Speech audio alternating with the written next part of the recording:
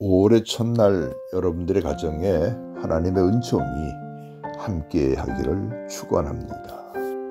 5월이라고 하면은 어버이날도 있고 스승의 날, 또 어린날도 있어서 가정의 달로 보냅니다. 그래서 저도 가정의 달에 맞는 말씀을 준비를 했는데, 한 번은 제자들에게 주님이 나타나시는 말씀입니다.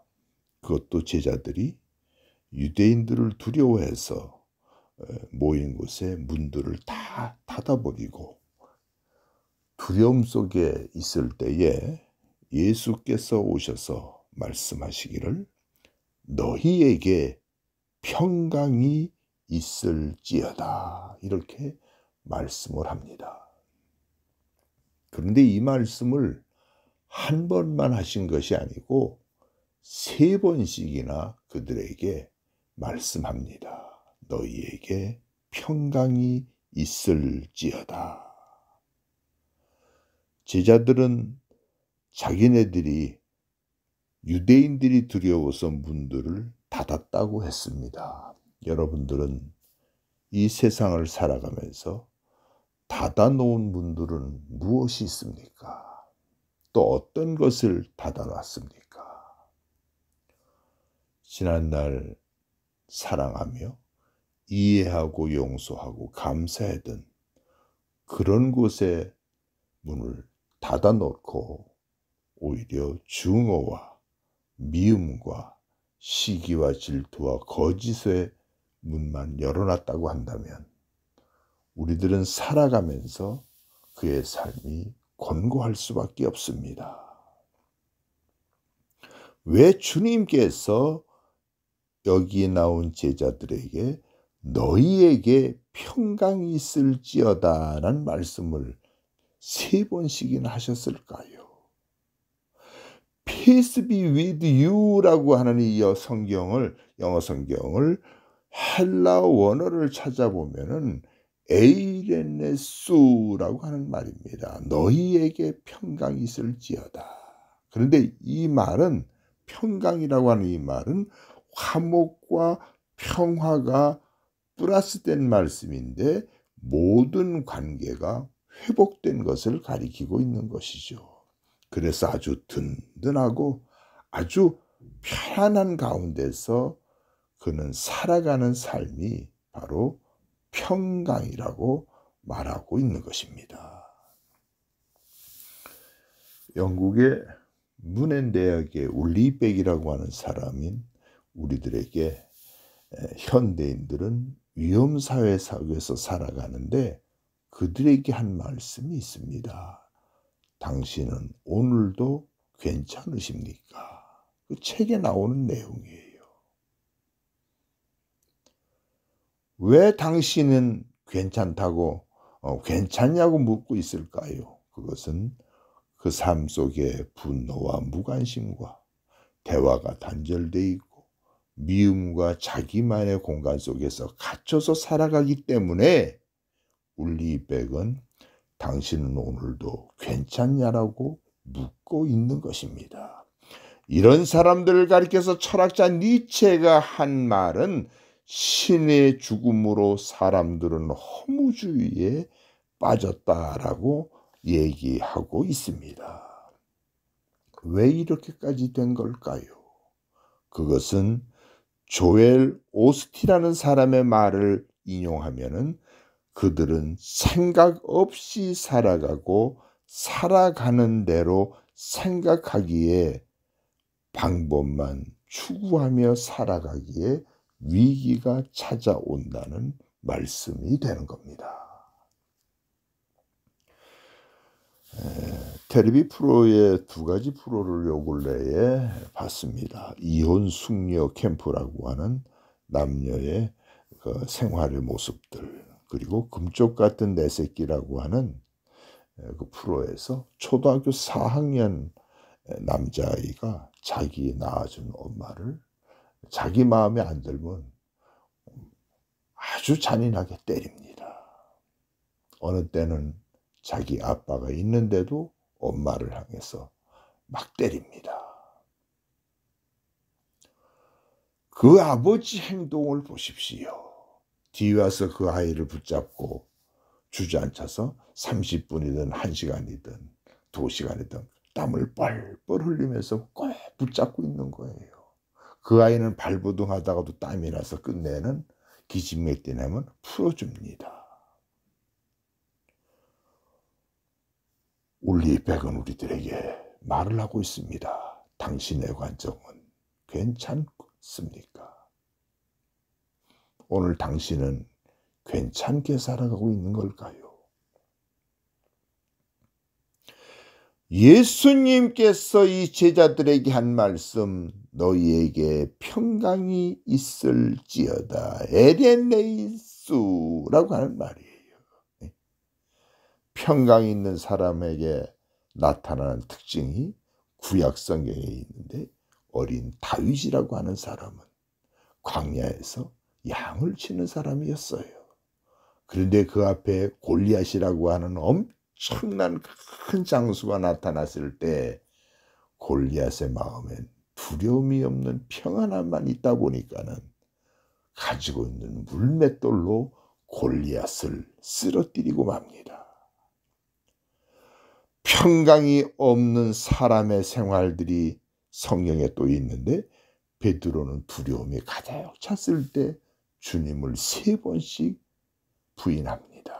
나는 주님을 모른다는 거예요.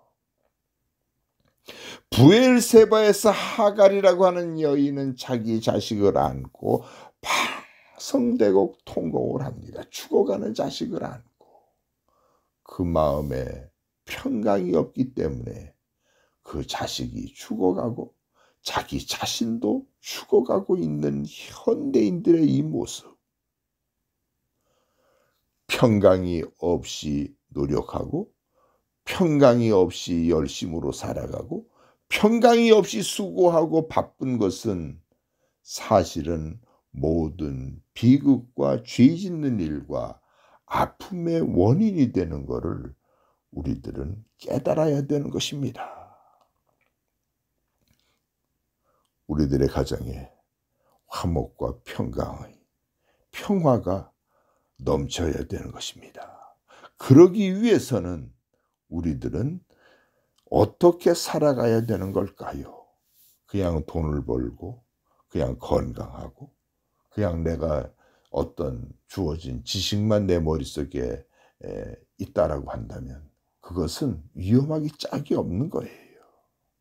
평강이 있을 때 돈이 필요한 것이고 평강할 때 건강이 필요하고 평강할 때 배움은 위험한 데 쓰이지를 않고 죄 짓는 데 쓰이지를 않고 남을 상처 주는 데 쓰이지 않는다는 사실을 우리는 깨달아야 될 줄 믿습니다.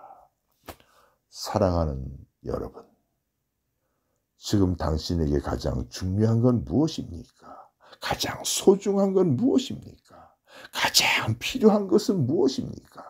사람들마다 다 다르죠. 어떤 사람은 돈이 필요하다고 하고 어떤 사람은 건강이 필요하다고 하고 어떤 사람은 무엇이 필요하다라고 다 다른 거예요. 그러나 모든 사람이 하나같이 필요한 것이 있는데 그것은 바로 너희에게 평강이 있을지어다는 평강이라는 말입니다. peace라고 하는 말이에요. 에이레네. 여러분들의 가정에 평강이 없으면 어떻게 되는 걸까요? 아버지에게는 있는데 자식에게는 없어. 아내에게는 없어. 아내에게는 평강이 있는데 자식과 남편에게는 없어. 이것은 모두가 잘못된 것이죠. 평강은 모두에게 있어야 합니다. 그래야지만이 그 가정이 평화롭고 그리고 그 가정이 따스하고 그 가정이 하나님이 기뻐하시는 가정이 되는 것이죠. 이제 난 여러분들에게 결론의 말씀을 한 예화를 들고 마치려고 합니다. 여러분들이 잘 아는 돌아가신 이어령 국문학자의 말을 인용하려고 합니다. 그는 2007년 7월 23일 세례를 받게 되죠. 내가 그의 글에 보면은 내가 결국 신에게 손을 내밀었다. 하나님 저하고 계약 하나 하십시다. 만약 내 딸이 세상을 볼 수 있게 눈이 회복된다면 그때부터 제가 가진 지식을 그리고 입담을 하나님을 위해 쓰겠습니다.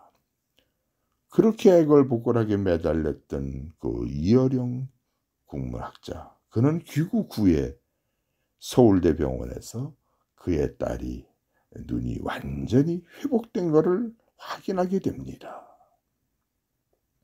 그러면서 그의 글에 보면은 저 이어령은 세례는 받았건만 아직도 둘러대는 말을 하고 머리를 굴리며 거짓말을 하고 있습니다.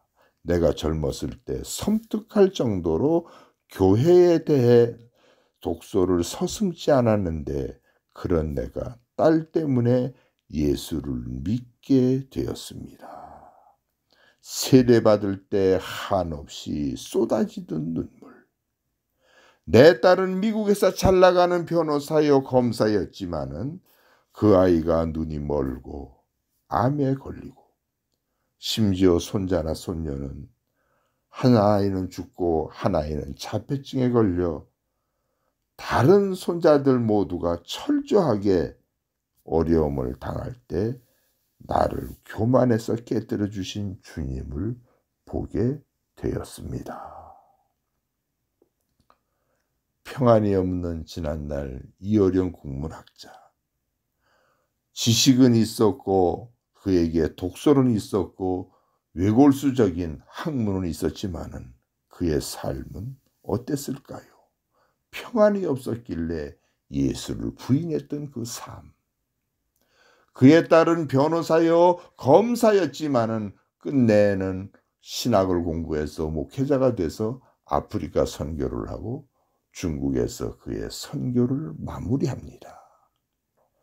사랑하는 시청자 여러분, 애청자 여러분, 여러분들에게 진정한 평안이 있습니까? 평안이 있는 사람들의 삶은 가난하더라도 기쁘고 없더라도 든든함을 아셔야 합니다.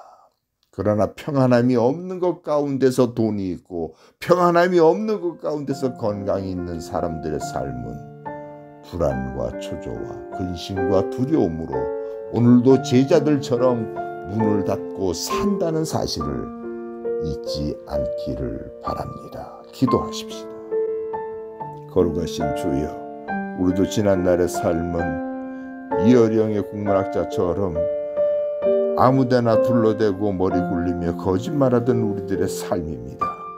그러나 그 속에서도 깨닫게 하시고 평안함을 주신 주여, 이 말씀을 듣는 저들에게 평안함을 주셔서 내 삶이 어려움 속에서도 감사하며 위급함 속에서도 든든함이 나타날 수 있도록 저들의 모두를 축복하여 주옵소서. 예수 그리스도의 이름으로 기도드리옵나이다. 아멘.